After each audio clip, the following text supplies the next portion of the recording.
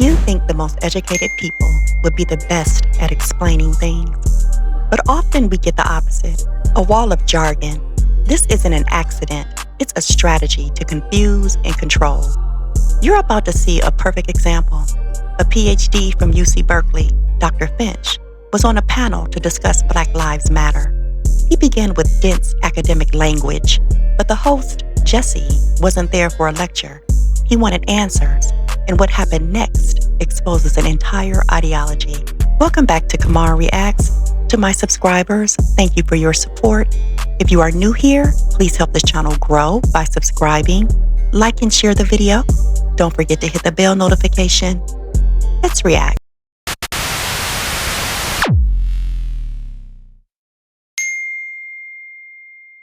Jesse opened by asking Dr. Finch a basic question. As a man, why did he decide to join Black Lives Matter? Jesse pointed out that men typically don't follow women, especially not radical ones. Dr. Finch was visibly flustered and responded by repeating a nonsensical, uniformed answer, word for word, trying to sound like a strong Black woman. The answer made no sense and failed to address the question. Jesse let him know his answer was a failure, and this was the first crack in the PhD's armor. Jesse pushed again, this time with a simple clarifying question that anyone at home would ask. Dr. Finch, does Black Lives matter to everybody, including Black people? For Dr. Finch, this felt like an attack. He deflected, calling the question a positivistic trap. This is a classic tactic. When you can't answer the question, insult the person who asked it. Jesse stayed calm and just asked, "So, that's not a yes?" Cornered, Dr. Finch then retreated into a fortress of academic jargon when asked if unborn Black babies matter, rambling about the semiotics of oppression and epistemic injustice, a word salad designed to avoid a simple moral question. Jesse simply waited and said, "That was a lot of words, doctor." But it wasn't an answer. Having failed on substance, Dr. Finch argued from pure entitlement. My analysis is based on years of peer-reviewed research, he said, with condescension. There's a foundational knowledge required to engage. He was essentially telling everyone they were too dumb to understand him. Jesse saw the opening. My audience is smart, doctor. They're just asking if Black Lives Matter includes the most vulnerable. Is the movement so fragile it can't handle that question? Checkmate. His PhD was a shield, and entitlement was his downfall. Have you ever seen an expert crumble when they couldn't stick to their talking points? Let me know in the comments. And if you appreciate breakdowns that cut through the ideological noise, make sure you subscribe. So why does this meltdown matter? It perfectly exposes a flawed playbook. Real intelligence isn't about degrees, but about clarity.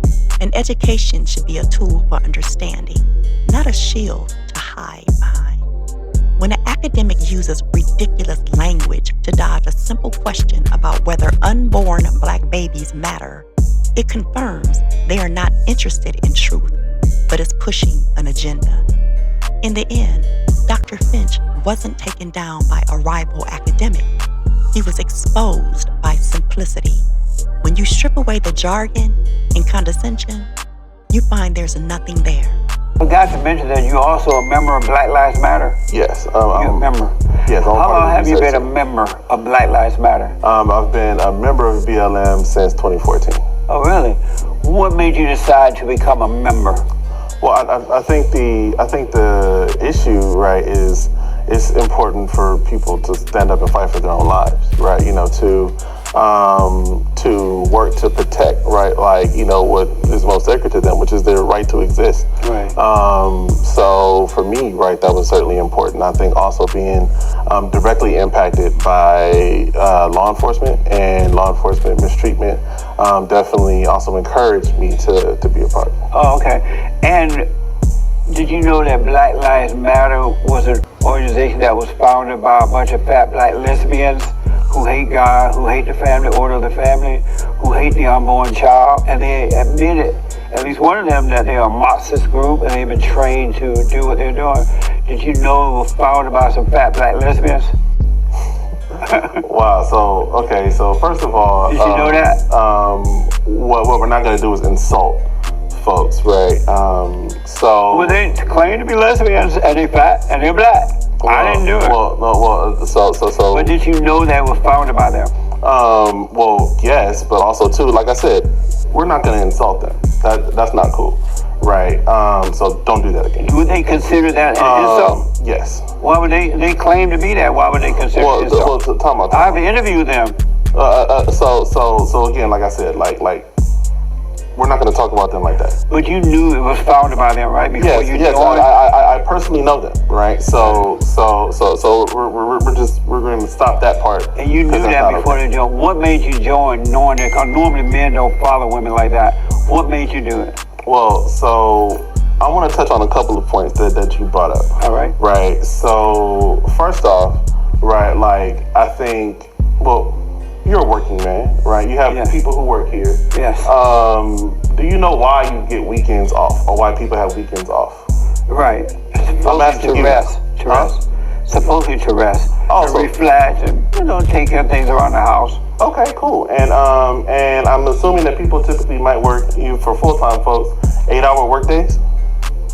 Some of them, the lazy ones don't, but yeah, right. So that, right? So where do you think that the idea that people should get time off and that the workday shouldn't go on for 12 and 14 hours, where did it come from? I don't know, but it's a bad idea. Is it? They need to work 24 hours a day. I want to make them slaves. Wow. But somebody came up, probably some stupid union or something. Whoa. Okay. So time out, right? So you said somebody founded some union. I said probably some stupid union came up with that idea. Well, so again, so I think the challenge, right, is that those, like, having a day off or having days off, right, like, and having 8-hour work days is ideas informed by Marxism, right? The Communist Manifesto specifically speaks to the worker. That was created, right, like, and that is what led to the creation of unions that protect people's labor. So I wouldn't necessarily frame that as a bad thing, because I think most of your viewers kind of enjoy their days off. So they have Marxists to thank for that. So I just want to let you know. Are you a Marxist? Am I a Marxist? I think what I am, right, is I'm somebody committed to the liberation of oppressed peoples globally. Are you a capitalist or a Marxist? I'm definitely not a capitalist, no. Are you a Marxist? I think what I am is I'm somebody committed to the liberation of oppressed people. But I'm asking you, are you a Marxist? Again, like I said, it's not that simple. If you've read... Are you a socialist? Have you read Cedric Robinson's Black Marxism? No. No. Well, I'm just trying to find out about you. Are you a socialist or Marxist? I think they're both pretty much the same, but which one are you? What I am is I'm somebody dedicated to the liberation of all oppressed peoples. And so you're not a capitalist, right? No. So you don't believe in earning your way and getting paid for your earning? Well, I think the broader issue, right, is that people assume that isn't in socialism, or people assume that isn't in, right, like other economic forms of being, when that's not the case. People work not only to earn their wage, but also to earn their way into the community. But not socialist people. Well, they are controlled by others. Well, time out. How about you define what you think socialism is? It's people who want to control other people. Okay, and where did you hear that from? Common sense. When you look around, that's what. Time out. Is that common sense, yeah, or did you read it from somewhere? No, common sense. I've been in the world for a while now, and I see how. I remember when the blacks were not controlled. I was born in Alabama on a plantation, and black people used to get married. They thought and did for themselves. They were not controlled by government, because I didn't even know about welfare, because blacks were not into that. They didn't have black leaders. They didn't accept all this. When were you born? They didn't accept all this wrongdoing. It's been so long now, 49, I think. Oh, you was born in 1949. Yeah. Oh, and so let me just make this point though, because of time. Okay. And so blacks were individuals. They thought and did for themselves. They looked out for others when time of need at the right time. But when the so-called civil rights movement started, black people sold their lives over to the so-called black leaders and then the government. And now they are like groups, and they are being controlled by the government and by other people who are insecure, and they need to set up security so they keep blacks down in order to control them. But I want to know, what made you decide to follow Black Lives Matter? Because normally men don't follow women, especially radical women. Well, before I go there, you had mentioned that in this transition in civil rights, or how you framed it, you had mentioned that that at some point black folks were self-sufficient, and because of civil rights stopped being self-sufficient. Yes. First of all, there's no such thing as civil rights, but they sold themselves over to Okay. Hold on. So I think the challenge, and you had also said at a certain point that people didn't receive welfare, right? That people didn't receive it. Never heard of it until I moved to the city. Okay, so look, so now let's take those ideas and let's dive a little bit deeper. Real fast, because we ran out of time. We have some more guests coming up. But I'm enjoying talking to you. Okay, well, again, I want to know what made you as a male decide to follow a bunch of radical women. Well, I think... Now, that's not normal. What made you decide to do it? What made you decide to do it? I think the issue isn't whether or not, like men can follow women's leadership. I know I can, because women can lead, and women can do a damn good job leading. So were they created to lead or follow? Women were created to be full human beings. Were they created to lead or to follow? That women were created to be full human beings. How about were they created to lead?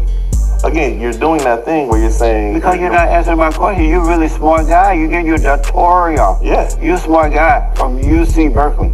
So I'm asking you, were women created to lead or to follow? Women were created to be full human beings. That's my answer. I didn't ask that question though. But that's my answer. How are you going to get a good grade up at UC Berkeley? You can't answer a simple question. Well, I think as somebody who is a researcher, the answer is never directly in, right? Like the question itself is the problem.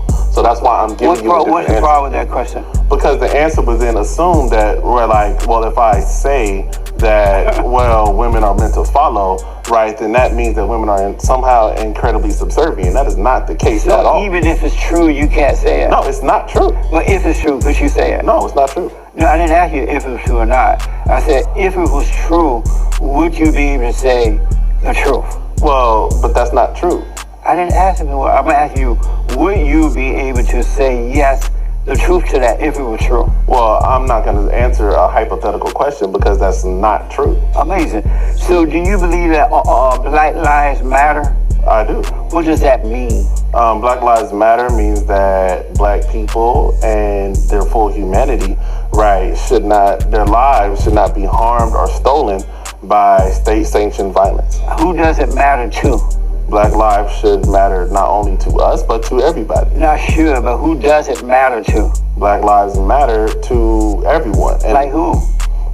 Everybody. Like who, for example? Everybody who's a contact in your phone, all the people here, whether we're talking about the state, whether we're talking about the government, whether we're talking about the police, whether we're talking about people in our community. Does Black lives matter to black people? Absolutely. Why are they killing each other? So, to get to that point, I think, right, like when you talk about issues, especially of intra-communal violence, right, people kill who they're next to. Like people don't just go out and kill somebody because I'm killing you because you're black, right? Like when people commit harm, when people commit violent acts, it's oftentimes in retaliation to something or it was for a specific reason, right? And then when that happens, those people are then, put through the criminal justice system and prosecuted for it. So right? Black lives I'm not done talking. I'm not done. All right. I'm not done talking, right? There are community organizations that have been fighting back against that type of violence for a very long time. Let's say, for example, here in Los Angeles, we have an organization like Second Call that was working against, that's been working, right, to make sure that gangs don't have beef with each other. They work on ceasefires between neighborhoods that have been, working, or that have been, right, like at war for years, right? So there are organizations that are doing the work to stop the intracommunal violence. So Black lives have always mattered to Black people. Organizations like the Brotherhood Crusade, organizations... Well, because of time, do Black lives matter to those Black people who are killing other little Black children? Yes, like Black lives... Yes, it matter? Yes, Black lives matter to Black people. Why are they killing those children then? Again, right, like what you're missing in this broader thing is that, again, intracommunal violence is a broader challenge, right, like that we have worked on internally in our communities for years, right? Like, people never ask those questions when white folks kill 85% of white people. That's not called white on white crime. Does Black lives matter enough to Black people that they will encourage two parents in a home? I think Black lives matter enough to Black people to where it doesn't matter what kind of parents we have in the home. But do Black lives matter enough for Black people to encourage two parents in the home? I think Black lives matter enough to Black people to where we want to make sure that we build a better world for Black children. Do white lives matter? I think, yeah, like nobody would ever say that they didn't. But do they? Yeah. Okay. Do Black lives matter when it comes to the unborn child or unborn children? Because there's 70% of Planned abortion mills in the inner cities, and they're killing Black babies like 90 going north in the womb. Do those Black lives matter to Black lives matter people and other Blacks? Well, what about the mother? Because abortions are about the mother and the decision that mother makes, right, about what's happening with her. But I'm asking you, do those Black lives matter to Black people? The Black lives that matter to Black people are the Black lives that are currently existing. But not those in the womb. The Black lives, well, so all right, look, you want to talk about what's going on in the womb, let's go there. Why is it that Black mothers don't have access to maternal care? Why is it that Black mothers, when their kids are born, right, they go to hospitals and they don't have access to the resources? Serena Williams, right, who is a famous tennis player, almost died giving birth to her child, and she is a rich athlete, right? So before I stop, right, like, again, yes, black kids in the womb matter to Black folks, but the issue is that systems continuously treat us bad, right? So regardless whether we're talking about abortions or even if we're talking about going through to give birth, right, like, kids are coming into this world in a racist environment. So before I answer that question about, yes, do Black kids matter in the womb? Yes, they do matter, and yes, Black kids do matter in the womb. But not to Black lives matter. They don't care about that. Well, they made it clear they don't care about abortion. Well, no. They're in favor of abortion. Talking about Black Lives Matter is in favor of Black women having autonomy over their bodies. That is a very different framing than saying that Black Lives Matter doesn't care about that. Because what we do know is that people get abortions for very different reasons. People don't just get abortions because they want an abortion. I support women making the healthiest choice for themselves. How about abortion? If an abortion is that, then yes. Do you support same-sex marriage? Yes, people shouldn't be allowed to get married to whoever they want to. Amazing. That's mind-blowing. Isn't that like amazing? You gotta admit that amazing, right? What? Being a Christian, you would support all that. Well, so Jesus loved poor people. Jesus publicly defended. He loved them enough not to kill them in the womb. Jesus also loved a prostitute enough to defend her in public. Right, but not to kill her. Yeah, and he stopped people from killing her. A prostitute. But you guys are not stopping them from killing them in the womb. Well, we're trying to stop people from killing us in regular life. But not in the womb. So again, right, like, I think the broader issue that you're trying to bring up and that you're trying to provoke is this idea that, for some odd reason, that to Black Lives Matter, the broader network or the organization, that other segments of Black folks and Black lives, like, don't matter to them because we only care about police violence. I think that's what you're doing. If Black men and women got married, hold on for 1 second. I think the issue is that you're only thinking of this organization, and that since this organization isn't addressing all of those other things, right, like that for some reason, right, like that, like they don't think Black lives actually matter. Understand that Black people, Black communities, and other Black organizations have been addressing all of these same issues, right, like for decades. There is a work group right now here in LA County, led by a woman named Doja, that's focused specifically on African American maternal health, right? Like, and Let me just say, because of time, I'm totally run out of time. I want to ask you real fast: if Black men and women got married, would they then have to kill the children in the womb? Well, I think the issue is, right, like, regardless if Black men or women get married or not, is the woman going to be healthy enough to take that pregnancy to term? Thank you for watching. Please like, share, and subscribe, and I'll see you on the next one.